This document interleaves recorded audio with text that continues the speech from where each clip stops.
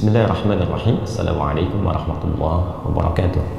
Alhamdulillahi rabbil alamin, wassalatu wassalamu ala rasulillahil karim Sayyidina Muhammadin al-amin wa ala alihi wa sahbihi ajma'in wa ba'd. Saudara-saudariku, semoga di subuh ini, khususnya dari Indonesia, waktu bagian barat, dan tentunya terhubung dari berbagai tempat yang boleh jadi terdapat perbedaan waktu saat kita terhubung saat ini, namun demikian tidak menghalangi kita untuk bersyukur pada Allah Subhanahu wa Ta'ala bahwa kita diberikan kesempatan untuk berkehidupan. Semoga kita senantiasa dibimbing, dirahmati dan dimuliakan oleh Allah Subhanahu wa Ta'ala. Selanjutnya kita pun bersalawat pada Rasulullah SAW dengan berharap dari salawat yang kita mohonkan kepada Allah terpercik kepada kita percikan-percikan keteladanan yang dituntunkan Rasulullah SAW dan berpeluang mendapatkan syafaat Rasulullah saat kita kembali pada Allah Subhanahu wa Ta'ala. Saat ini kita akan mencoba menyambungkan kembali pembelajaran kurikulum kita di MIRA, Ma'had Islam Rafiah Akhyar, dalam pembelajaran kurikulum online yang insya Allah seperti kami seringkali sampaikan dan tegaskan, beberapa waktu ke depan setelah ada penyesuaian di pembangunan pesantren, kita akan mulai masuk pada kurikulum pembelajaran yang tersusun sesuai dengan jurusan-jurusan yang telah dipilih. Sudah ada 5-6 spesialisasi ya, yang sebelum pandemi bahkan kita telah belajar offline. Baik teman-teman sekalian, nanti kita akan sampaikan itu semua di akhir pembahasan. Kita akan melanjutkan terlebih dahulu materi yang telah kita kurikulumkan dari pembahasan seputar akidah. Kemudian setelah itu kita masuk ke bab sholat ya. Bagi yang baru bergabung, teman-teman dipersilahkan untuk merujuk kajian yang telah kita uraikan sedemikian detil insya Allah di pertemuan-pertemuan yang lampau. Khususnya kita sediakan satu kanal pembelajaran di channel YouTube MIRA Ma'had Islam Rafiah Akhyar. Di pertemuan yang lalu kita telah juga menyelesaikan pembahasan tentang amalan-amalan pasca sholat, ke zikir dan turunan-turunannya. Sekarang kita akan membahas dari amalan turunan-turunan sholat sunnah ya, amalan turunan sholat sunnah. Dan di kesempatan ini kita akan memulai dengan satu sholat yang mendapatkan perhatian tinggi di dalam Al-Quran, juga dalam hadis-hadis Nabi SAW dengan rincian-rincian yang sangat luar biasa, keutamaan-keutamaan yang juga ditampilkan sangat penting baik dalam Al-Quran ataupun juga hadis-hadis Nabi Muhammad SAW. Yang dimaksud adalah sholat tahajud. Hari ini kita akan ambil bagian pertama karena waktu kita juga cukup singkat. Kita akan bahas tentang pengertian, keutamaan, dan tentunya perbedaan antara sholat tahajud dan sholat lail atau qiyamul lail. Bismillahirrahmanirrahim. Di antara sekian sholat sunnah atau dikenal juga dengan nafilah, kita berikan dua perbedaan ya dari istilah. Jadi kalau disebutkan nafilah, maka itu yang dimaksud perbedaan jenis sholatnya ya. Jadi sholat itu dengan sholat apa? Fardu. Jadi ada yang diwajibkan yang 5 waktu itu 17 rakaat ya. Ada yang tambahan dari yang pokok itu, tambahan dari yang wajib. Nah, tambahan dari yang pokok, dari yang wajib itu disebutnya dalam Al-Quran dengan nafilah ya, sesuatu yang diikutkan pada yang pokok, yang kalaupun tidak ada sesuatu itu, yang pokok tetap utuh ya, tapi ini akan berpengaruh pada keindahan, kebaikan, kesempurnaan. Kita ambil contoh misalnya dalam bahasa Arab, kalau teman-teman misalnya lihat kerbau, sapi dan seterusnya gitu ya, nah itu punya ekor kan ya, ada ekornya ya. Nah sapi tanpa ekor misalnya kan tetap sapi ya, kelihatan dari rupanya, depannya dan seterusnya, tapi kelihatannya ada sesuatu yang kalau ditambahkan ekor itu terlihat jadi lebih sempurna kan ya, jadi lebih bagus, lebih indah. Nah itu dalam bahasa Arab, tambahan ekor itu kalau dimasukkan itu nafilah namanya ya, nafilah. Baik, jadi sesuatu yang bertambah pada yang pokok, ditambahkan pada yang pokok, yang dengan tambahan itu menjadikan kesempurnaan itu menjadi bertambah, lebih baik, lebih bagus ya, disebut dengan apa? Nafilah. Jadi di dalam Al-Quran kita akan dapati salat yang menjadi tambahan pada yang pokok, okay. Yang pokok ini ada yang fardu atau kita kenal dengan wajib, salat wajib. Ini yang 5 waktu, 17 rakaat. Okay. Sementara yang dimaksudkan tambahan dari yang pokok, harap digarisbawahi, bukan menambah bilangan yang pokok, ya, dari 5 jadi 6, dari 17 bisa jadi 18 atau 20. Tidak, bukan itu yang dimaksudkan. Tambahan dari yang pokok itu disebut dengan nafilah, ya, ya.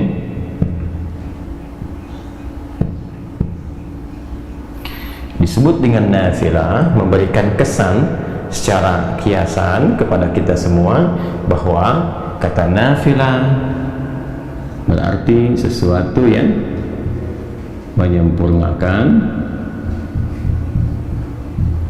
ya. Nanti kita akan bahas sesuatu yang melengkapi,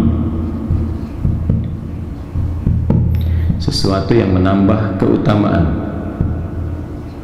Oke, pelan-pelan. Nah, yang dimaksud menyempurnakan bukan berarti kalau kita sudah sholat pokok selesai semua nggak sempurna. Ya, baik. Yang dimaksud di sini teman-teman sekalian adalah satu, ya, nanti ada dari segi ketaatan. Jadi ketika seseorang menunaikan sholat nafilah di luar sholat yang pokoknya, maka seakan-akan ia menyempurnakan, menambah kesempurnaannya, ya, dalam hal menaati Allah Subhanahu wa Ta'ala, bertambah ketaatannya, lebih sempurna lagi, gitu kan? Maka di dalam redaksi hadis-hadis Nabi Sallallahu Alaihi Wasallam, ya, misalnya di dalam Sahih Muslim, ketika seorang Arab Badui berkonsultasi pada Rasulullah SAW bagaimana dia harus bersikap ketika dia telah menjadi seorang muslim, ya, ini barangkali juga bisa dijadikan panduan sebagai fikih, ya, fikih untuk para mu'allaf misalnya, atau juga fikih untuk orang-orang yang berada di situasi-situasi tidak ideal, ya, untuk menunaikan amalan-amalan yang luas sifatnya, ya. Jadi Nabi SAW memberikan pesan kepada orang ini, karena orang Baduy ini, ya, tinggal di tempat yang tidak biasa, nggak setiap waktu bisa menemukan masjid, nggak setiap saat bisa bangun malam karena dia pindah-pindah, mungkin kena badai, mungkin dingin dan sebagainya. Jadi Nabi mengajarkan kepada orang ini ketika dia bertanya, ya Rasulullah, ajarkan, tunjukkan kepadaku amalan yang singkat, padat, tapi berpotensi memasukkan aku ke surga, kan? Nabi SAW mengajarkan, ya, engkau tunaikan sholat yang pokok, Allah wajibkan kepadamu 5 waktu, ya, silahkan tunaikan.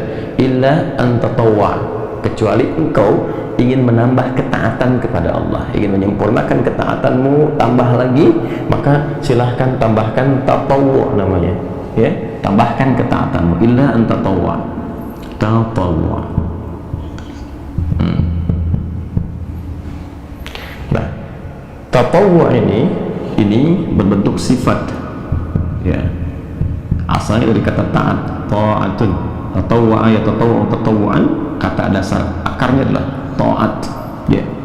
Jadi ketika seorang menambah ketaatannya kepada Allah dengan menambahkan amalan-amalan di luar yang pokok, di luar yang fardu, seperti hadis tadi ketika Nabi mengatakan kalau engkau pengen tambah ketaatan silahkan tunaikan yang sunnah-sunnah, ya. Maka dengan menambah tambahan-tambahan di luar yang pokok itu, dia sedang menyempurnakan ketaatannya kepada Allah Subhanahu wa Ta'ala.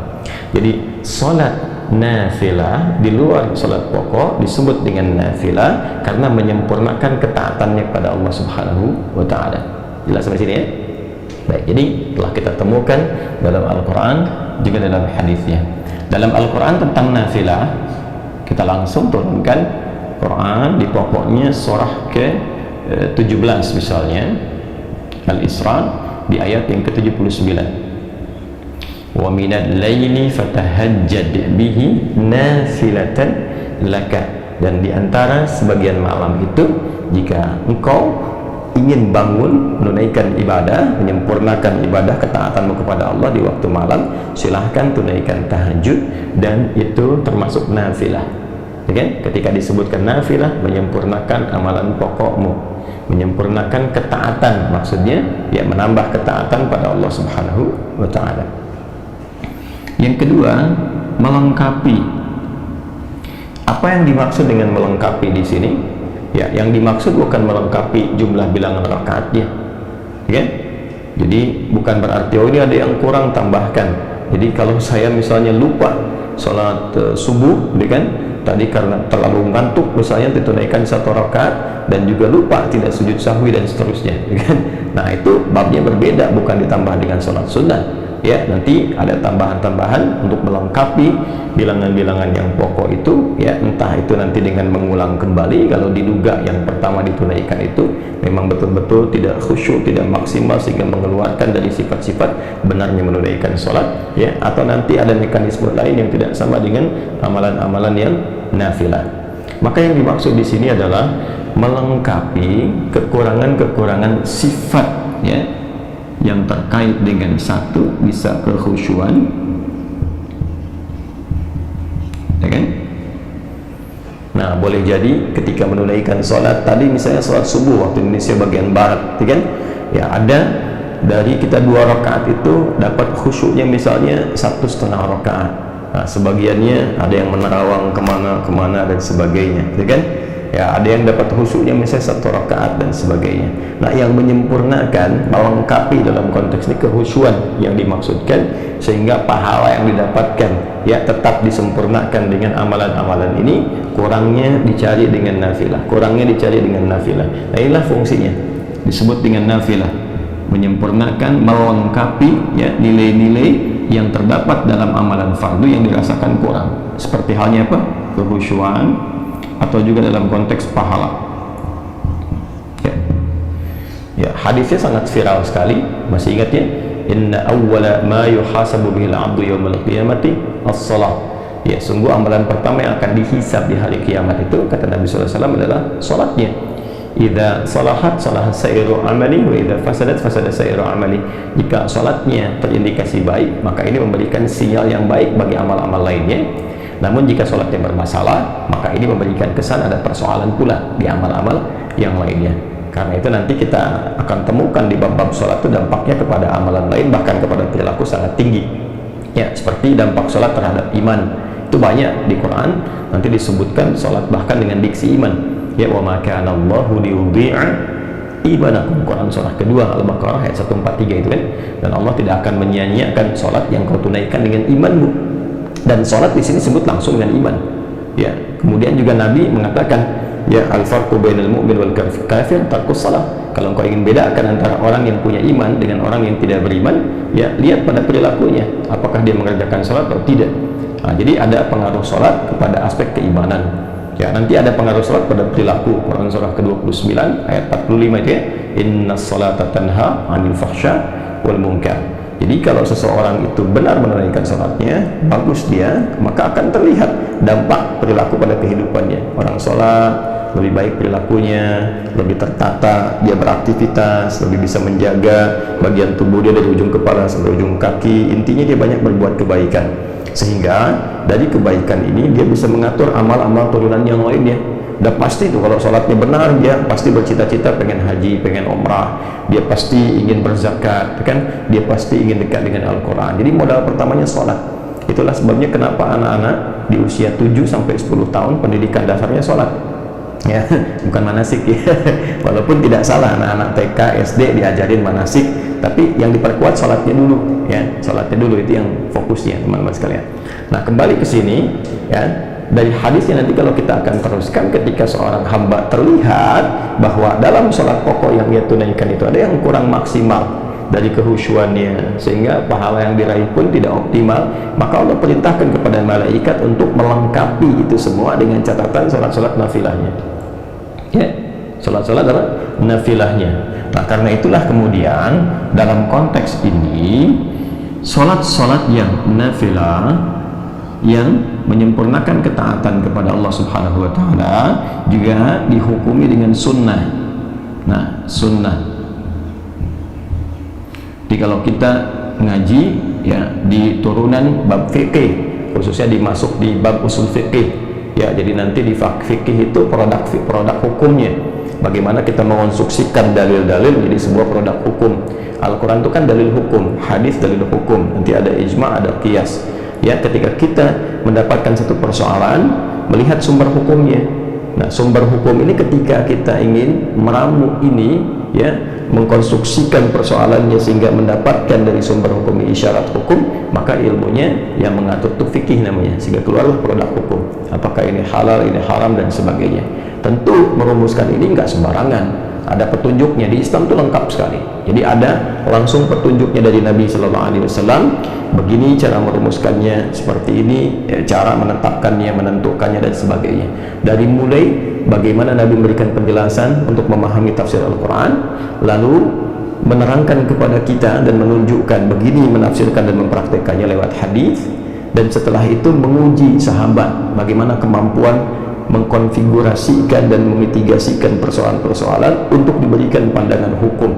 Ya, seperti kasusnya sahabat Mu'adz bin Jabal radhiyallahu taala anhu ketika beliau diutus ke Yaman oleh Nabi sallallahu alaihi wasallam untuk menyampaikan dan menebarkan risalah Islam. Maka kepada Mu'adz bin Jabal, Nabi mengetes beliau sebelum berangkat, ya, mencoba untuk mengkonfigurasikan pemahamannya benar nggak ketika berangkat ini, dites dulu. Nah, itulah tugasnya para dai sebelum berangkat tuh, lengkapi diri dengan pengetahuan, kemampuan juga untuk memahami sumber-sumber hukum Islam. Ya, sehingga Nabi memastikan kalau engkau nanti ingin memutuskan perkara, bagaimana caramu melakukannya. Maka kata Mu'adz, saya akan melandaskan semua apa yang akan saya jawab itu pertama saya lihat sumber hukumnya dari Al-Quran. Ya, setelah itu dari mana? Ya, dari hadis. Setelah itu kalau engkau ingin memutuskan itu, engkau tidak dapat langsung lihat dalilnya spesifik di Quran, juga di hadis, bagaimana? Ya, ana ajtahidu bira'i, kata beliau, saya menggunakan pendekatan, ya, pemahaman saya yang bersumber dari Al-Quran dengan hadis. Jadi dikonfigurasikan, oh ini seperti ini nih memahaminya, ini ada ayatnya, ini ada hadisnya, lihat isyaratnya kemana, begini hukumnya. Dan nanti yang luar biasa membaca itu ya untuk merumuskan pola hukum di turunan fikih sehingga menjadi kaidah-kaidah fikih, diantaranya Al-Imam Asy-Syafi'i dengan kitabnya yang sangat terkenal yaitu kitab Ar-Risalah yang dikodifikasikan, dibukukan dari hasil surat menyurat beliau, ya, dengan seorang pembesar yang meminta petunjuk, dijawab, minta petunjuk, dijawab oleh Al-Imam Asy-Syafi'i, lantas itu kemudian dibukukan. Yang sebelumnya didahului juga oleh Imam Abu Hanifah memberikan isyarat-isyarat qiyas nanti, ya, karena di tempat beliau beraktivitas di Irak itu karena jauh dari Madinah, maka pendekatan ra'i, ya, rasionalitas itu lebih banyak. Jadi kalau kita lengkap di Islam tuh, kalau ingin belajar spesifikasi tentang turunan sumber hukum dalil, ada Imam Malik misalnya rahimahullahu ta'ala yang tumbuh berkembang sampai wafat di Madinah, imamnya Madinah, Imam Darul Hijrah.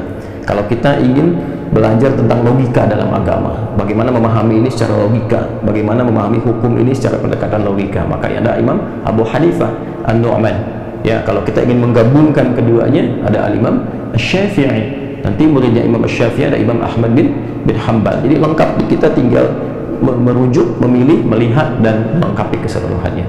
Kembali ke sini, maka nanti ya dalam pendekatan ilmu fikih ada turunan usul fikih. Nah, di situ kita akan temukan ya di antara definisinya. Karena nanti ada perbedaan antara hadis dengan sunnah di ilmu hadis, fikih, dan usul fikih. Ya, kalau di hadis nyaris keduanya sama, dibedakannya dengan kurikulumnya saja. Semua yang bersandar dari Nabi Sallallahu Alaihi Wasallam, baik perkataan, perbuatan, sifat, dan sikap, disebut dengan hadis. Ya, kalau itu kemudian dijadikan jalan hidup untuk diikuti, disebut dengan sunnah. Terkurikulumkan jadi apa? Jadi sunnah. Ya, kemudian ketika masuk kepada aspek hukumnya yang saat dikerjakan, ini ya, dia mendapatkan pahala. Nah itu yang sering kita dapati kan, kalau tak mampu melakukan itu karena uzur tertentu pun tidak berdosa, ya kan? Jadi terjemahannya lebih enak seperti itu. Kalau dikerjakan mendapatkan pahala, artinya ada tambahan di sini. Ini poinnya, ya kan? Kalau tak mampu dilakukan karena uzur tertentu, maka tidak menjadi dosa, nggak apa-apa gitu. Ya, tapi kalau bisa Anda kerjakan, maka mendapatkan potensi apa? Pahala. Ini gambarannya. Jelas ya? Nah, teman-teman sekalian, nanti kalau kita ngajinya masuk ke kaidah fikih, misalnya di fikihnya, ya maka kita akan temukan sunnah itu nanti bersandingnya dengan apa? Dengan turunan hukum di antara 5 hukum itu. Ya, jadi mulai pertengahan nanti ada ibahah, ya, satu yang kebolehan, nanti ketika boleh disebut dengan mubah, geser ke kanan jadi sunnah. penekanannya. Ke kanannya lagi jadi wajib, ke kiri jadi makruh, kiri lagi jadi haram. Jadi kalau kita jemari kita ini 5 ya, Allah ciptakan ya, pada umumnya kita dapati 5, ini juga jadi standar pengetahuan hukum kalau kita ngaji di fikih ya. Balik ke sini. Nah, ini nanti akan diperintahkan oleh Allah kepada malaikat untuk melengkapi pahala-pahala ini. Karena itu disebut dengan sunnah ya. Kemudian teman-teman sekalian, juga di setiap amalan nafilah ini ada keutamaannya yang tentunya berbeda dengan keutamaan sholat apa? Fardu ya. Dari subuh sampai dengan isya tentu utama ya, seperti yang pernah kita bahas sebelum-sebelumnya, memberikan ketenangan kepada jiwa, mempercepat pengabulan doa, kan? Merubah perilaku jadi lebih baik. Itu amalan-amalan sholat fardu. Jadi sholatnya 5 waktu, keutamaannya yang pokok juga 5. Pernah kita uraikan, silakan rujuk kembali. Nah, sedangkan yang ini sholat-sholat nafilah yang dihukumi sunnah ya, dihukumi apa? Sunnah. Nanti kita akan kaitkan kenapa lebih banyak disebutkan sunnahnya, viral namanya, dibandingkan dengan nafilah, karena ada aspek yang ini yang ketiga ini, keutamaan. Ternyata di setiap sholat nafilah itu akan ditemukan keutamaan-keutamaan yang bahkan boleh jadi nggak didapati dalam sholat fardu ya. Nanti kita lihat ragamnya. Misal sering kita dapati sholat yang rawatib yang tersusun ya, bersanding dengan sholat-sholat fardu. Misal 2 rakaat sebelum subuh tadi kan, kemudian 4 rakaat sebelum zuhur, kalau tak mampu 4 jadi 2, hadisnya Ibnu Umar radhiyallahu taala anhuma. 2 rakaat setelah zuhur ya kan, 2 rakaat setelah maghrib, 2 rakaat setelah isya ya kan. Nanti ada yang rawatib itu yang 12 ya. Nah, itu diantara keutamaannya apa? Memberikan kelengkapan kepada sholat fardu dari segi kehusyuan, segi pahala. Nanti ada sholat mutlak ya, ada yang waktunya dekat dengan sholat fardu, ada yang terpisah jauh. Seperti yang dekat-dekat itu misalnya 4 rakaat sebelum asar, hadisnya Ibnu Umar radhiyallahu taala anhuma, rahimallahu ra'an shalla qabla al-'asri arba'an. Allah merahmati seorang hamba yang sholat 4 rakaat sebelum asar. Nanti ada yang agak mendekat lagi misalnya tapi ada jeda, seperti sholat syuruk ya kan. Nah, yang hadisnya sangat viral sekali, nanti kita akan masuk ke situ juga ya. Man shallal ghadata fil jama'ati, siapa menunaikan sholat fardu subuh dengan berjamaah. Nanti tafsirnya kita akan bahas kemudian, apakah di masjid atau cukup berjamaah ya. Kemudian yadhkurullah, kemudian dia duduk berzikir kepada Allah Subhanahu wa taala sampai tiba awal duha, yaitu syuruk ya. Kemudian dia yusalli rak'atain, dia salat 2 rakaat, fakana alaihi ka ajri hajjin wa umratin, maka seakan-akan dia mendapatkan pahala senilai haji dan umrah. Kata Nabi, sempurna ya. Nah, ini diantaranya. Kemudian nanti masuk ke duha, pertengahan duha, akhir duha, sampai juga nanti ada tahajud di malam harinya ya, atau juga secara umum ada qiyamul lail. Nah, itu setiap bagian sholat punya keutamaannya sendiri. Apa fadilahnya sholat syuruk, apa pertengahan duha, apa akhir duha, apa keutamaan tahajud dan seterusnya. Nah, jadi di setiap amalan-amalan kenapa disebut dengan nafilah ya, memberikan kesan bahwa ada sesuatu di dalam yang menyempurnakan, ada sesuatu yang dalam yang melengkapi, ada keutamaan yang boleh jadi nggak diraih di dalam sholat fardu karena urusan-urusan tertentu ya, tambahan-tambahan tertentu. Baik, nah bukan berarti wah kalau begini saja berarti untuk apa mengerjakan yang fardu kalau nggak dapat ini. Tidak, cara berpikirnya bukan demikian. Nanti kita belajar apa keutamaan ini gitu ya, karena kalau yang ini yang pokok itu mengikat semua hal yang secara umum itu dirasakan, dibutuhkan, dan mendorong manusia untuk beraktivitas. Jadi ini standar manusia. Kalau yang ini manusia butuh ini. Tapi kalau yang ini nanti ada pilihan-pilihan ya, boleh jadi si fulan aktivitasnya di A, nanti yang cocok sholatnya ini. Si fulan ada di B, nanti yang sesuai sholatnya ini. Itu maksudnya. Jadi kita akan dapati ya. Nah, karena psikologi manusia umumnya kalau ingin mengerjakan sesuatu butuh motivasi. Yang dia dapatkan apa? Jarang motivasinya ketaatan, jarang. Kecuali punya tingkat keimanan yang sangat tinggi. Ya, biasanya motivasi manusia pada umumnya kalau saya kerjakan ini dapat apa? Ya kan? Kalau saya bisa melakukan ini, apa yang bisa diraih? Nah, karena itu bab salat nafilah jamaknya disebut dengan nawafil. Nafilah jamaknya disebut dengan nawafil. Itu lebih banyak diviralkan, dipopulerkan dengan istilah yang sunnah ya, sholat-sholat sunnah. Selain menunjuk kepada hukumnya baik kan, yang tidak sama dengan fardu, juga menekankan dari sisi keutamaannya ya, baik itu pahala, menambah kekhusyuan, juga keutamaan-keutamaan yang bisa didapatkan secara spesifik. Jadi kalau kekinian misalnya kamu kerjakan tahajud ya itu kan sunnah, tarawih apa itu kan sunnah. Kenapa memviralkan sunnah di kalangan para ulama? Untuk memberikan kesan bahwa sekalipun ini bukan yang pokok, tapi itu ada keutamaannya loh, ya kan? Ada pahala yang luar biasa loh, untuk memotivasi kita. Jadi ketika disebutkan sholat sunnah, yang muncul pertama kali itu digambarkan tuh jangan gambaran begini ya, cuma sunnah nggak apa-apa ngerjain juga, bukan ya, karena definisi sunnah itu bukan ke situ ya. Ketika kita bawa ke dalam nuansa ibadah, ke fikih, ada pahala di situ yang kalau nggak dikerjakan, ya kan, atau sengaja misalnya tertinggalkan atau mungkin nggak mengerjakan sama sekali, bukan dengan maksud mengabaikan. Jadi kalau mengabaikan jadi dosa ya, dalam arti yang nggak ditunaikan saja ya, sayang ada sesuatu yang hilang, sementara itu bisa dilakukan. Itulah sebabnya kenapa diviralkannya ya kalimat sunnahnya dibandingkan dengan apa? Dibandingkan dengan nafilah dan turunan lainnya. Jadi kalau disebutkan namanya nafilah, ini jamaknya nawafil, hukumnya apa? Sunnah, sifatnya tatawwu'. Jadi kalau menemukan bab-bab dalam fikih ngaji babun nawafil, itu sama dengan sunnah. Kalau ada dalam hadis istilah tatawwu' itu sama dengan apa? Sunnah. Jelas ya? Nah, di antara salat-salat nafilah yang berhukum sunnah yang sangat ditekankan dalam Al-Quran karena memiliki sifat-sifat yang tinggi dari 3 hal yang diuraikan ini terkait dengan makna nafilah adalah salat malam, spesifik tahajud ya. Nah ini ya, jadi pendekatan pembelajaran kita di Mira itu lebih menekankan pada pendekatan pemahaman ya. Silahkan kita boleh menghafal, bagus ya menghafal itu, tapi saya menginginkan hafalan yang dipahami ya, bukan hafalan yang sekedar diingat ya, tapi rapuh dalam pemahaman.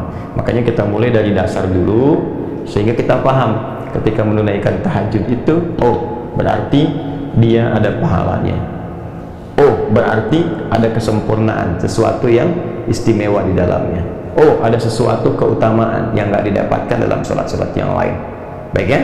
Nah, jadi diantara yang sangat ditekankan dalam Al-Quran untuk menunaikan sholat nafilah dari sekian banyak ragam sholat dan disebut dengan nafilah adalah tahajud.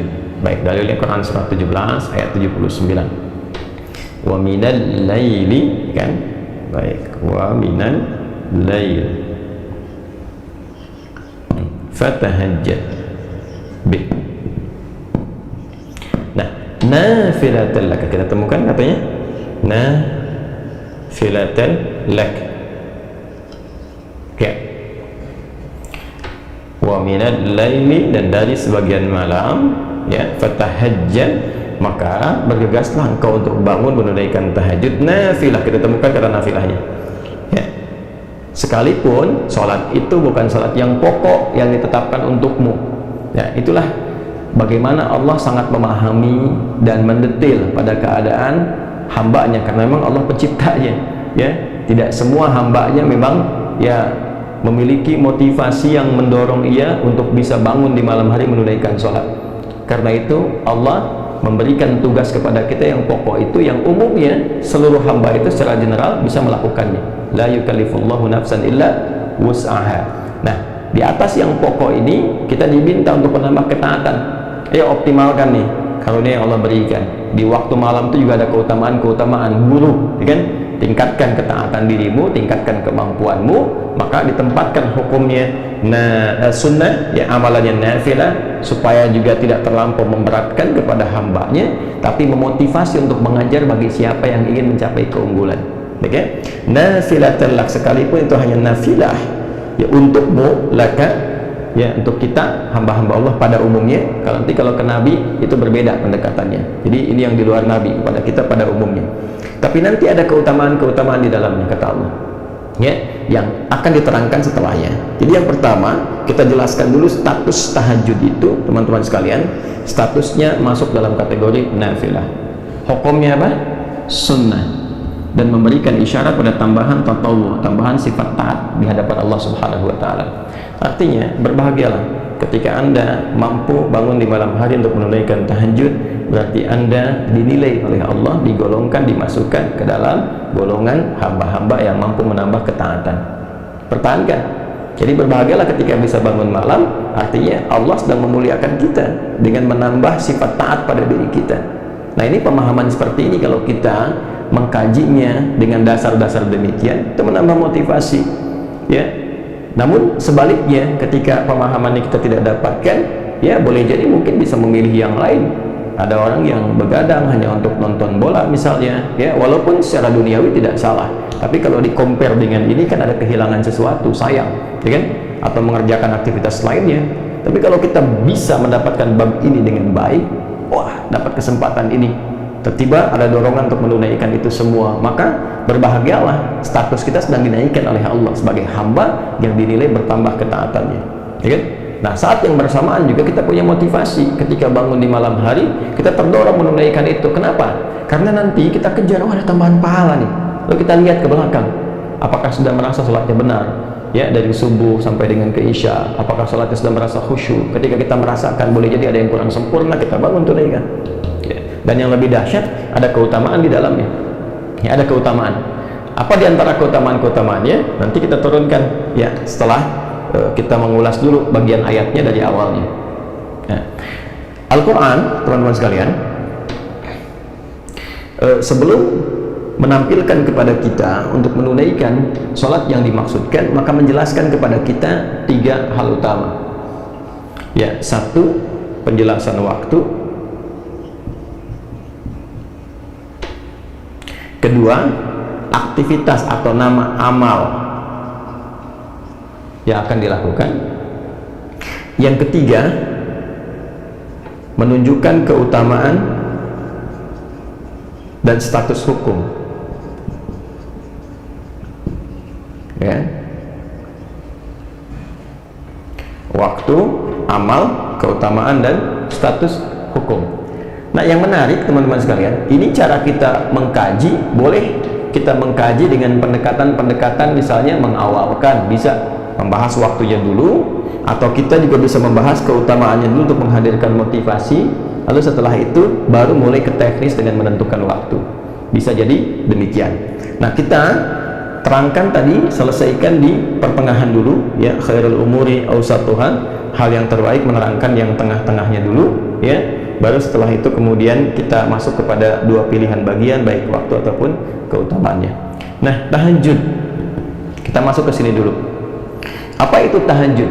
Yang terkait dengan waktu seperti tadi yang saya sampaikan, teman-teman sekalian, tahajud itu asalnya dari kata tahajjada, ya, tahajjadu, tahajjudan. Kita uraikan di sini.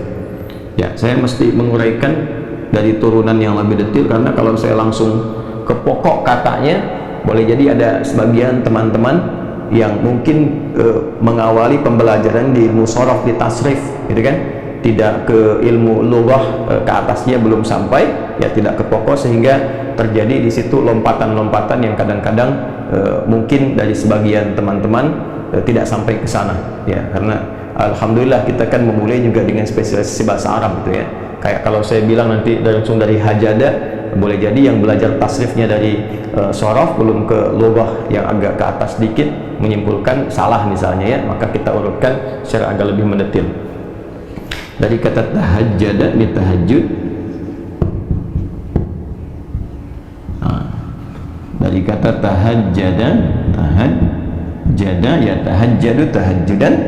Tahajjud itu pokoknya dari kata hajada. Ini akar katanya. Hajada, singkatnya ditambahkan tak di depannya, kemudian tasydid sebelum akhirnya, ya. Nah, agak cepat. Hajada ini akar kata awalnya, akarnya ini bermakna satu aktivitas, ini amal perbuatan, satu aktivitas yang dikerjakan di malam hari setelah diawali dengan tidur terlebih dahulu. Nah, ya, jadi awali dengan tidur, bangun beraktivitas, itu hajada pokoknya, baik, ya. Nah, kalau kita ingin tambahkan ini dalam bentuk kesungguhan, serius pengen bangun nih di malam hari untuk beraktivitas, kan? Maka tambahkan tak di depannya. Ini fungsinya nih, ya, secara bahasa. Lalu kalau ingin mengisyaratkan bahwa aktivitas itu nggak mudah dilakukan, nggak semua orang bahkan yang ketika bangun langsung bisa mengerjakan aktivitas itu, ya kan? Ya, pengen ngerjainnya jam 3:30, bangunnya 2:30, berusaha udah bisa bangun tuh, ya kan? Tapi tiba-tiba kemudian dia duduk dulu, tahan ngantuk, begitu sadar jam 5, ya kan? Bisa terjadi demikian ya. Nah, maka untuk memberikan kesan kesungguhan, dan itu tidak mudah, butuh motivasi 2 kali lipat, double. Sesuatu yang double itu yang menunjukkan kesan mesti tambah, ya, untuk berlipat itu tasydid disebutnya dalam bahasa Arab. Jadi asalnya menyatukan 2 harakat, yang satunya itu mati, yang satu hidup, ya. Misalnya ini ada hamzah a, ini waw pertama mati, kedua hidup, awal. Maka untuk bisa mempersingkat ini dijadikan satu huruf tambahkan tasydid, maka double, menyatukan 2 menjadi 1. Yang satu sukun, yang kedua apa? Berharakat. Jelas ya? Ini dari kajian dasarnya. Tapi tasydid juga seakar dengan syiddah, sesuatu yang nggak mudah. Jadi kalau kita ngaji fikih bahasa, kita akan dapatkan biasanya pekerjaan-pekerjaan yang tidak mudah dikerjakan, sehingga butuh motivasi double, 2 kali lipat. Ya, itu secara psikologisnya dia ditambahkan tasydid sebelum akhirnya. Maka berubahlah dari kata hajada menjadi tahajjada, memberikan kesan bahwa kesungguhan, keseriusan untuk mengerjakan aktivitas di malam hari setelah tidur terlebih dahulu, walaupun itu tidak mudah dilakukan, tapi dia menumbuhkan motivasi berkali lipat untuk mewujudkan itu. Nah, sifatnya, karakternya disebut dengan tahajud namanya, ya, tahajud nih. Ini di Quran kembalinya ke sini, ke kata kerjanya, untuk menunjukkan pekerjaannya, ya, wa minal laili, dan dari sebagian malam. Minnya sebagian, menunjukkan 2 kesan, ya. Kesan pertama, nggak harus semalam suntuk penuh untuk menunaikan ibadah ini, ya, cukup sebagiannya lah yang Anda pandang Anda bisa mengerjakan itu secara ideal sesuai dengan kelapangan Anda. Ya, misalnya kalau Ba'da Isya istirahat, sekarang jam 8, misalnya istirahat jam 9, ya, bangun di pertengahan malamnya dengan memberikan kesan bahwa ya saya bisa bangun jam 1 misalnya, silahkan kerjakan. Jam 2 misalnya, silahkan, ya, atau awal-awal dekatkan ke subuh misalnya. Kalau subuhnya 4:35 misalnya, ya Anda bisa tunaikan jam 4 misalnya, atau 4:15, sehingga ketika selesai dekat ke subuh dan tidak terlampau ngantuk untuk mengerjakan sholat subuh, karena di awal-awal. Ya, ini kesan min yang didapatkan teman-teman sekalian. Ya, wa minal laili, dan dari sebagian malam, gak harus semua di waktu malam kemudian Anda gunakan untuk mengerjakan itu, ya. Jadi ini kesannya. Nah, yang paling menarik adalah supaya kita nggak terlampau lompat, kembali ke sini, fa.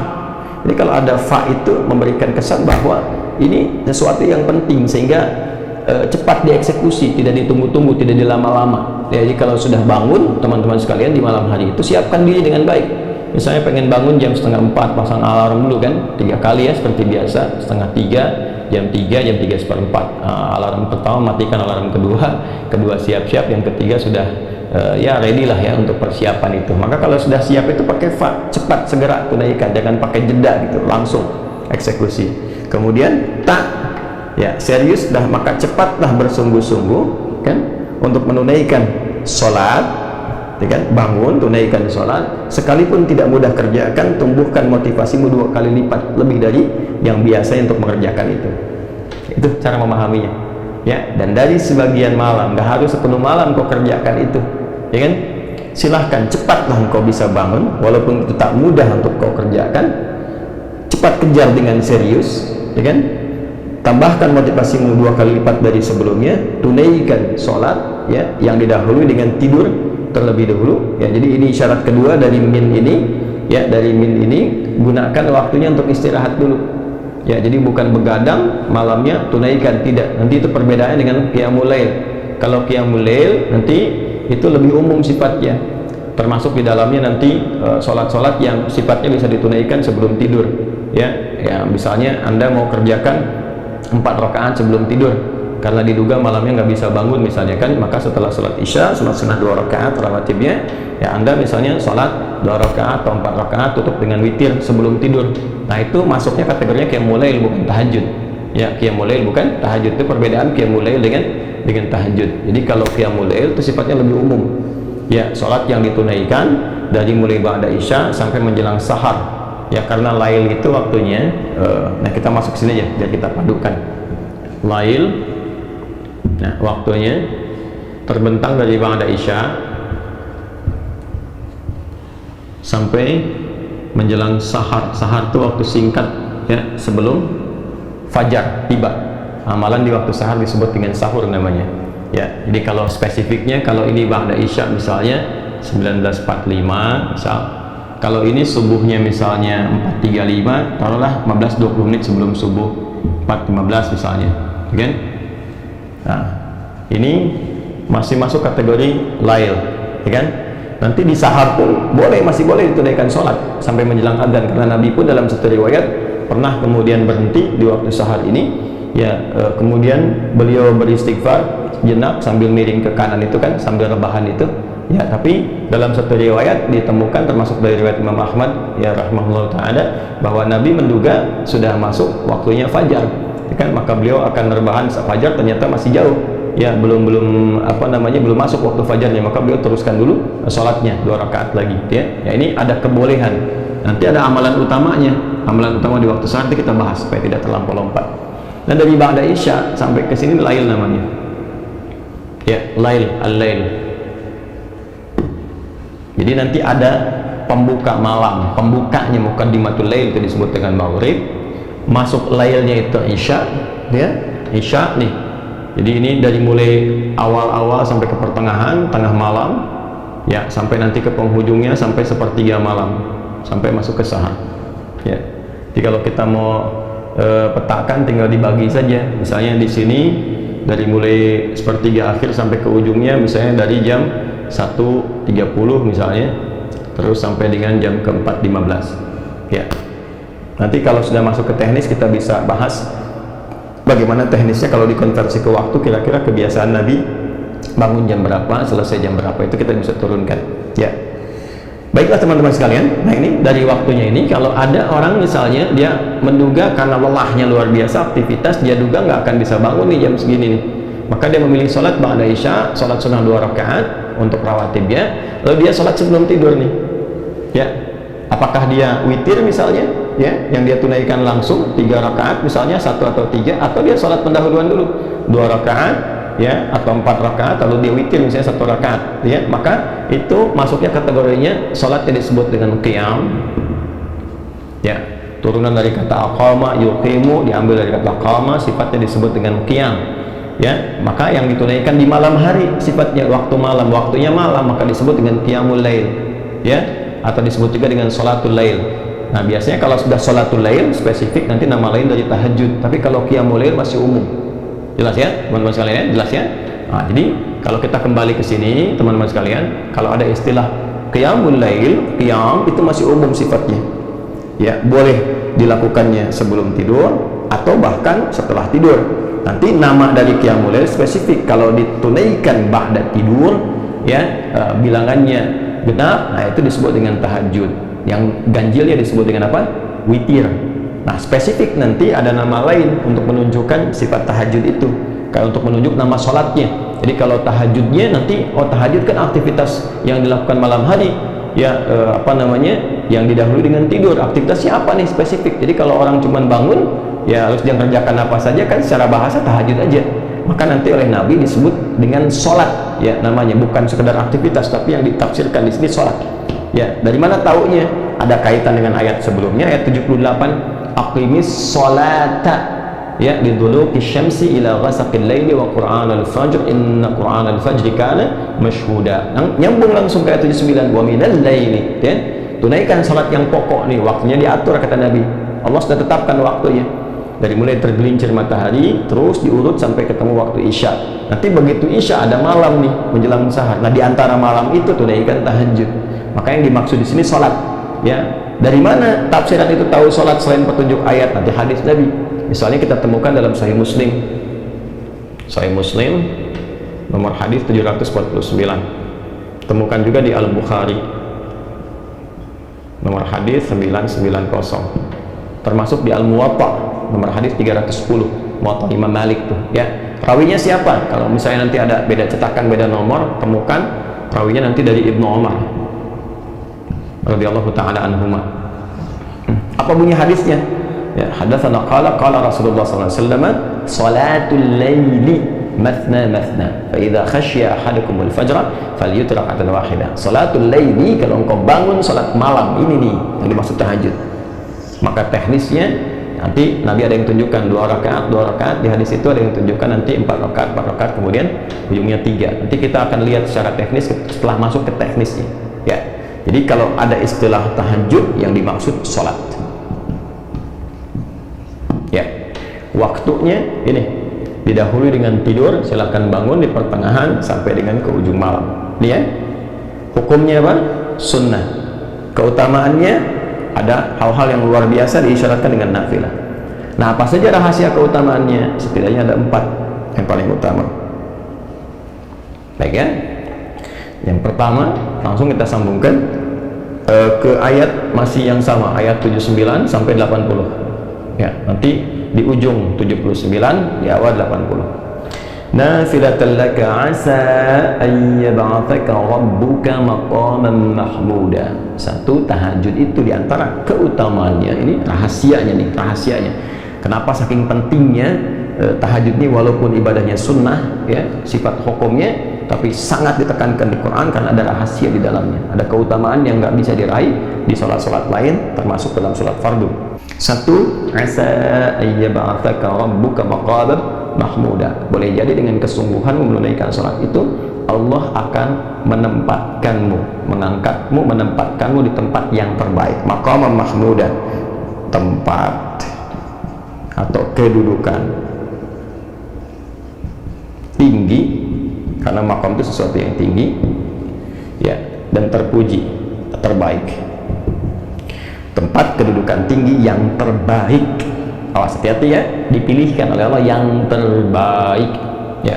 Maqam itu teman-teman itu punya 2 arti spesifik, bisa dia real, tempat yang tinggi yang terhormat ya, atau juga menunjukkan sifat. Jadi dia bukan tempat dalam arti punya ketinggian, tidak, tapi sesuatu, boleh jadi juga pijakan, tapi dari situ menunjukkan satu perbuatan yang baik yang mengantarkan pada kedudukan tinggi ya. Seperti Nabi Ibrahim misalnya ya, kan kalau kita mau tawaf tuh ya, setelah dari Hajar Aswad ya kurang jarak, boleh jadi dari situ ada 5 meteran, kan ada makam Ibrahim ya. Makam Ibrahim itu sebetulnya bukan tempat wujudnya kayak kerucut bentuk kubah ke atas, bukan, itu tapak kaki. Di Nabi Ibrahim alaihissalam itu ketika beliau akan meninggikan bangunan Ka'bah, berpijak ya, pijakan awalnya di situ posisinya. Itu isyaratnya di Quran surah kedua Al-Baqarah ayat 125 ya, wa idh ja'alnal baita mathabatan lin-nasi wa amna wattakhidhu min maqami Ibrahim musalla. Jadi pijakan pertama untuk meninggikan bangunan Ka'bah, yang dengan pijakan itu menjadi terhormat, kedudukan beliau tinggi. Saking terhormat tingginya, Allah jadikan area itu tempat sholat ya, tinggi itu. Jadi kalau kita sudah menemukan maqam, artinya kita katakan kedudukan, tempat tinggi yang terhormat, yang terbaik ya. Nah, kenapa kuburan juga disebut dengan maqam? Memberikan kesan kepada kita bahwa sebelum meninggal bersikaplah yang baik, yang mulia, sehingga ketika engkau meninggal pun kau dihormati, kau punya kedudukan ya. Makanya orang-orang dulu menyebutnya ke makam yuk, ke makam yuk, ke maqam maksudnya ya. Yuk lihat orang-orang terhormat ya, yang dikubur, yang kita datang berziarah ke situ, mendapatkan inspirasi dari ziarah itu, bagaimana menjadi lebih baik, ingat kematian, belajar dari orang wafat ini supaya meningkatkan ketaatan kepada Allah. Jadi semua itu ada maknanya di Islam tuh. Itu maksudnya. Nah, amalan yang mengantarkan kita untuk mendapatkan tempat kedudukan terbaik dalam aktivitas kita ya, dan ditempatkan oleh Allah secara langsung, itu tahajud. Ini mahal ya. Makanya saya sering agak rewel ya pada aktivitas yang sifatnya padat yang kita jalani, baik itu misalnya di bisnis, di ya diplomasi, di dunia politik misalnya, termasuk juga para ustadz, apalagi ya ustadz pengajar dan seterusnya. Nah, ini amalannya sangat ideal ya, di kedudukan tinggi yang terbaik, yang terhormat ya. Tinggi itu misalnya kalau di bisnis Anda berharap jadi direktur misalnya kan, nah di posisi itu kan tinggi, tapi terbaik nggak untuk Anda? Belum tentu ya. Nah, boleh jadi ketika Anda ada di posisi itu ternyata tempatnya, kedudukannya bagus, tapi situasinya nggak ideal. Ya, ternyata di titik itu ada sesuatu yang bisa menjerumuskan Anda pada kemaksiatan. Mulai misalnya, mohon maaf sekali, ya olahraganya juga udah beda, ya kan? Olahraganya udah olahraga yang mengantarkan pada maksiat, pergaulannya nggak bagus. Anda belum siap di situ, belum optimal. Maka ditempatkan oleh Allah misalnya di manajer dulu, yang terbaik bagi Anda. Nanti dibimbing pelan-pelan supaya bisa memperbaiki. Nah ini, jadi kedudukan tinggi itu disifati langsung dengan mahmudah, yang ideal buat Anda, yang terbaik, yang bagus, yang pas, yang mendukung ketaatan Anda kepada Allah. Jadi dunianya dapat, akhiratnya diraih. Nanti di situ dibekal lagi supaya naik lagi. Ya. Kemudian apa yang kedua? Waqur Rabbi adkhilni mudkhala sidqin. Ya, dan untuk meraih ini dibimbing oleh Allah cara memulainya. Ya. Maka dibimbing pintu pembukanya. Jadi mengawalinya pun dengan terhormat. Ya, bukan dengan sogokan. Kadang orang pengen kedudukan, nyogok, ya, menipu, ya, dan seterusnya, sifat-sifat yang buruk lah. Ya, ini banyak hal nih.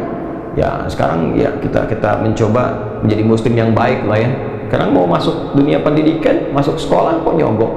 Gimana bisa mendapatkan sesuatu yang terhormat? Anda itu mau dididik di sekolah untuk jadi pribadi yang baik, tapi mengawali dengan cara yang salah.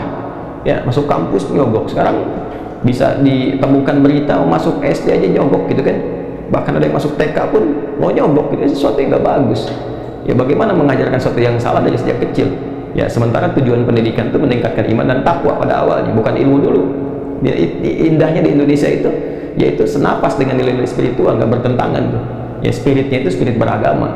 Ya kan, saya sering katakan di Undang-Undang Sisdiknas itu di pembukaan ya teman-teman. Ya, di pembukaan pasal menimbang itu, pasal yang B-nya yang kedua itu, dari beberapa yang ada di situ poinnya kan ditegaskan Undang-Undang Dasar 1945 ya mengamanatkan kepada pemerintah untuk mengusahakan satu sistem pendidikan yang meningkatkan keimanan dan ketakwaan kepada Tuhan Yang Maha Esa. Di iman takwa itu yang paling pembuka, paling utama.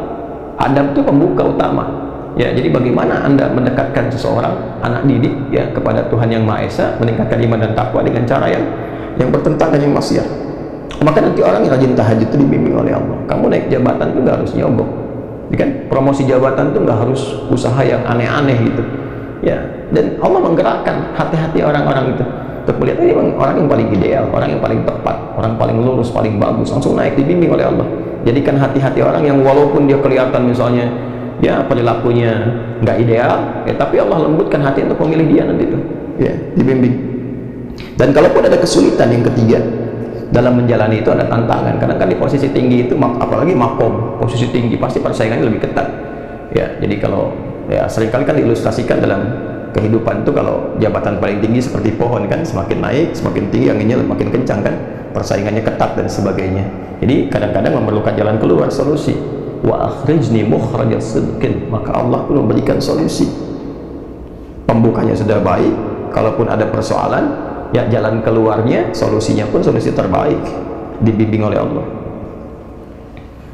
Ya, apalagi situasi saat ini misalnya, ya, yang orang di dunia sampaikan ada peluang resesi dari segi ekonomi, dinamika politik yang kuat secara global begini berpengaruh. Orang-orang yang dekat dengan Allah karena dia punya Allah. Anda punya harta, Anda bisa berperilaku dengan harta, punya kedudukan, membuat banyak hal ya dengan kebijakan-kebijakan. Tapi kan terbatas, harta bisa habis, kalau nggak ada yang meninggal, harta yang hilang. Kedudukan selesai, pasti berganti, nggak ada yang abadi. Kalaupun Anda pertahankan, Anda meninggal juga. Tapi kalau kita katakan saya punya Allah yang nggak ada batas gitu. Nah ini nih, kalimat ini nih teman-teman, saya punya Allah. Nah itu harus melekat pada orang Islam. Punya Allah itu. Dan itu Allahu Akbar, itu sebetulnya identitas yang harus melekat pada jiwa itu. Setiap muslim itu kalau sudah punya itu, udah nggak ada batas tuh. Karena dia yakin punya Allah. Bilal itu kan di dalam tanda petik ya, disiksa gitu. Ya, saya katakan dalam tanda petik karena saya itu agak sulit menemukan kata-kata yang menggambarkan bagaimana hebat dan dahsyatnya perjuangan Sayyidina Bilal bin Rabah radhiyallahu taala anhu, dan tidak layak untuk mendapatkan kalimat itu sebetulnya. Tapi sejarah kan menunjukkan bagaimana beliau diikat, ya kan, di atas batu yang sudah dipanaskan, di lapang yang panas, lalu dicambukkan. Tapi karena beliau itu sudah mendapatkan nikmatnya iman, ada Allah, ya, ada Allah, tuh, saya punya Allah gitu. Maka dikatakan irtad, murtad kamu, kata beliau ahad itu apa ya? Sifat Allah yang utama kan, qul huwallahu Ahad, saya punya Allah kok. Jadi dicambuk pernah biasa aja, Ahad. Disiksa juga, saya punya Allah kok. Dan ketika itulah yang terjadi apa? Masya Allah, ketika seseorang mengatakan saya punya Allah, maka Allah langsung bertindak kan, karena kekuatan imannya itu. Maka datang Abu Bakar, dijalankan oleh Allah, dilembutkan, datang ke situ, dibebaskan dari status hamba budak menjadi orang terhormat. Ya, dibeli, dibebaskan. Ya, sangat terhormat. Nah, ini kalau kita punya prinsip seperti itu, maka insya Allah perbuatan-perbuatan buruk itu akan menepi dengan sendirinya. Tidak ada hal-hal yang buruk yang akan menyertai sesuatu yang didekatkan kepada Allah. Dengan sifat apapun, Anda pejabat, kalau Anda mengatakan saya punya Allah, Anda nggak akan korupsi. Anda menempuh jalan yang benar. Ya, Anda diplomat, birokrat, pebisnis dan sebagainya, pengajar, juga kalau benar-benar ustadz, kiai, habaib dan sebagainya, ya, melatih diri saya punya Allah dan melekatkan keimanan pada dirinya dan konfirmasi dengan kalimat Allah itu. Ya, idza dzukirallahu wajilat qulubuhum, disebutkan nama Allah. Kalau orang mengatakan saya punya Allah, disebutkan nama Allah, ada getaran pada jiwanya. Ya, makin tinggi makin bisa menggetarkan nanti. Maka sumpahnya nggak main-main, ketika demi Allah atau kalimat Allah saja sudah bisa menjatuhkan senjata, pedang dan sebagainya. Ya, kita berjuang dulu pakai kalimat takbir kan, Allahu Akbar, gentar musuh. Ya, Nabi mengatakan Allah, maka jatuh pedang yang sedang mengancam Nabi itu. Itu nggak main-main kalimat itu. Ya. Dan yang terakhir, ya, waj'alni min ladunka sultanan nasira, mendapatkan langsung pertolongan dari Allah. Nah, ini maksudnya tambahan dari yang ketiga. Dia dapat solusi, tapi kadang-kadang di posisi tinggi ini goncangannya nggak mudah, magnitudenya juga kencang. Kadang-kadang ada yang ingin menyingkirkan, menyungkurkan, mencelakakan dan sebagainya. Ya, maka Allah langsung yang menurunkan satu skema untuk menolongnya. Dan ini yang kaitan nanti termasuk dengan surah Yasin dalam konteks pengapungan Nabi Shallallahu Alaihi Wasallam. Ya, Allah kemudian jadikan matanya tak bisa melihat, orang-orang itu ditidurkan, mengantuk. Yang mengapung Nabi 100 orang, pasukan khusus yang kalaupun ada hewan itu bisa terasa, terlihat dan sebagainya. Tapi ya, Allah Subhanahu Wa Taala berkehendak Nabi melenggang begitu saja dalam keadaan ya 100 orang pasukan khusus pemuda-pemuda terbaik itu dalam keadaan yang tidak sadarkan diri. Ya, ini pertolongan yang Allah berikan. Jadi dalam kondisi-kondisi yang sifatnya padat, aktivitasnya kuat, dan juga tantangan serta dinamikanya juga cukup beragam dan tinggi, maka ada satu amalan, kurang lebih begitulah, yang rahasia amalan ini bisa memberikan pengantar, perlindungan, dan juga penjamin pada kesuksesan yang diharapkan. Amalan itu disebut dengan tahajud.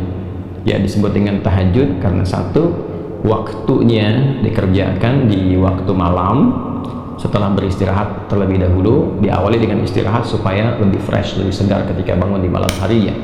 Kemudian yang kedua, tidak mudah melakukan ini karena keutamaannya juga banyak, maka butuh motivasi yang kuat, serius untuk menunaikan.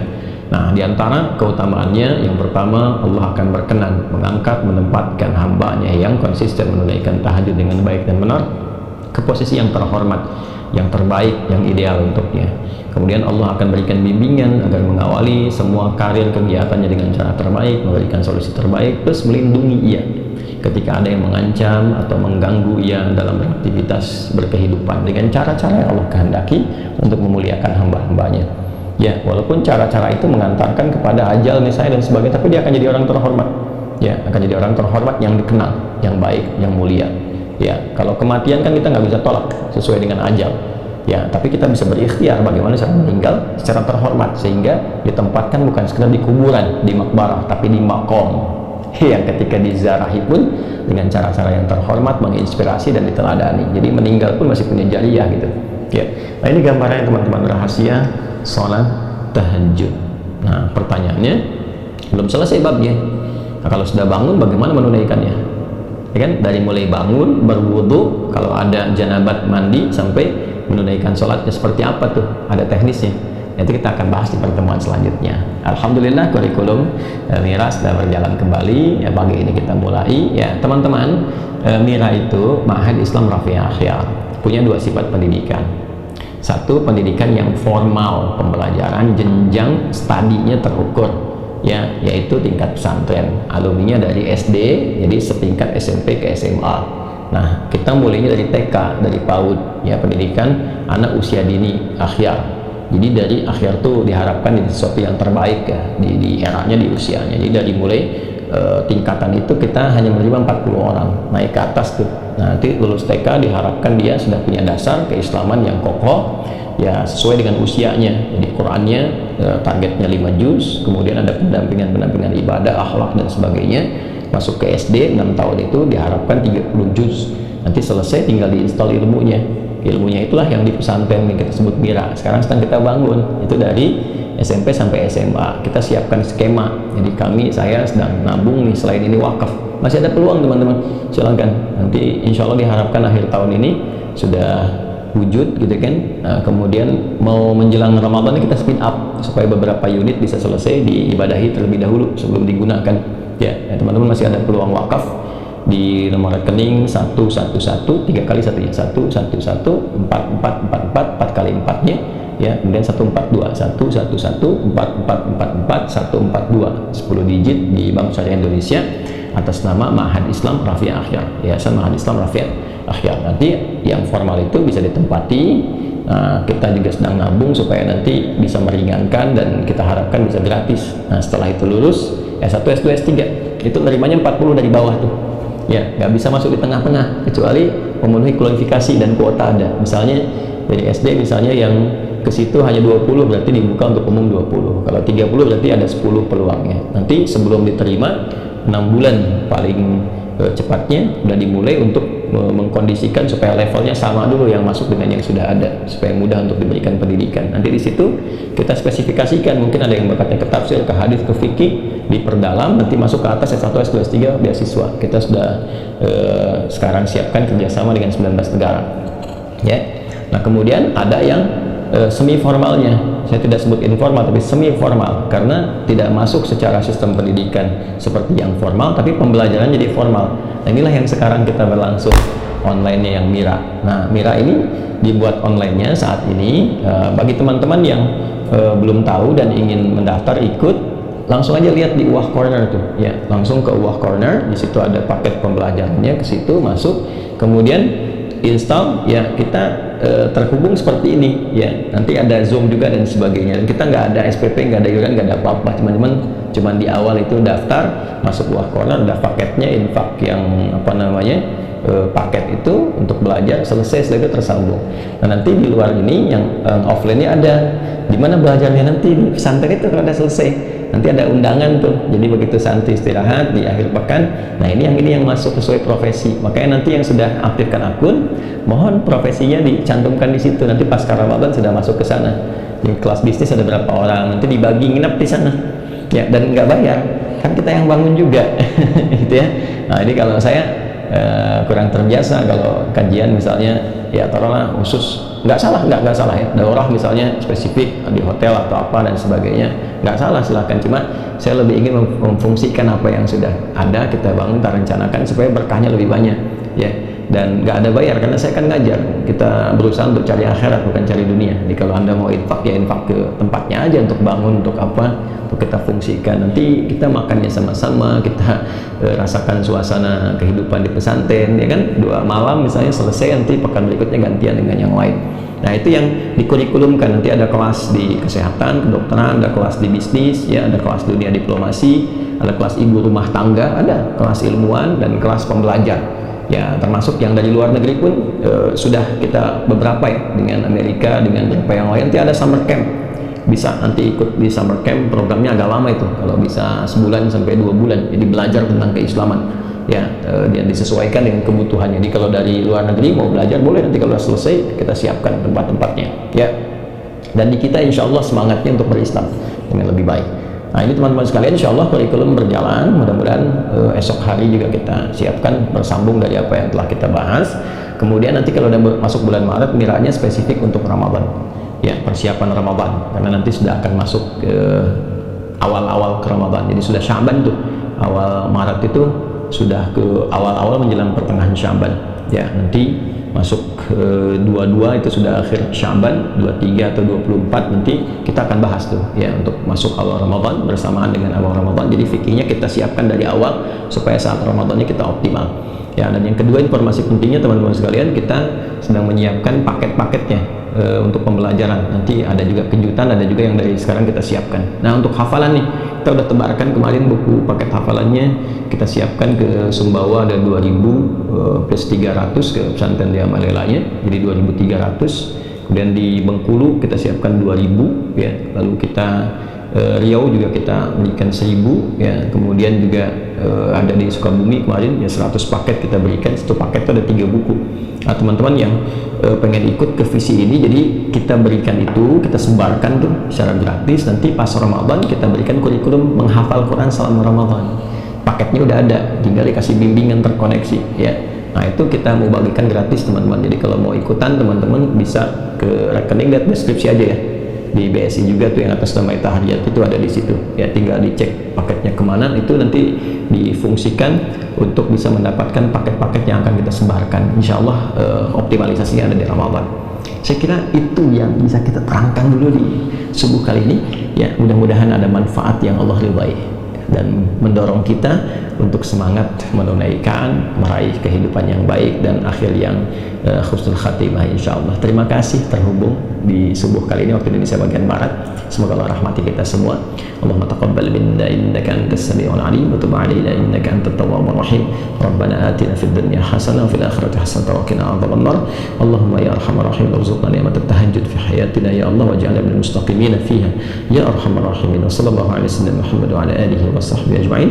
Wa akhiru da'wana subhanakallahumma wa bihamdika nashhadu an la ilaha illa anta nastaghfiruka wa natubu ilaik. Walhamdulillahi rabbil alamin. Assalamualaikum warahmatullahi wabarakatuh.